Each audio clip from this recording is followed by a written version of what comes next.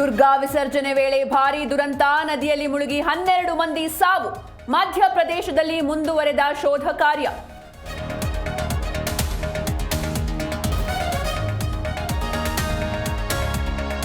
ಬೆಳಗಾವಿಯಲ್ಲಿ ಬೀದಿ ನಾಯಿಗಳ ಹಾವಳಿ, ಬಾಲಕನ ಮೇಲೆ ನಾಯಿಗಳು ಅಟ್ಯಾಕ್. ಪಾಲಿಕೆ ಸದಸ್ಯರ ವಿರುದ್ಧ ನಿವಾಸಿಗಳ ಆಕ್ರೋಶ.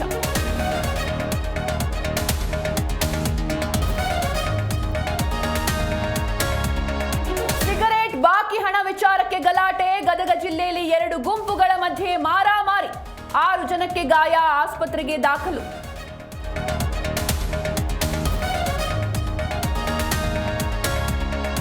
ಮೈಸೂರಿನಲ್ಲಿ ಪಂಜಿನ ಕವಾಯತು, ಕಣ್ಮನ ಸೆಳೆದ ಪಂಜಿನ ಕವಾಯತು, ಅಶ್ವರೋಹಿ ದಳ ಕೆಎಸ್ಆರ್ಪಿ ತಂಡದ ಸಾಹಸ.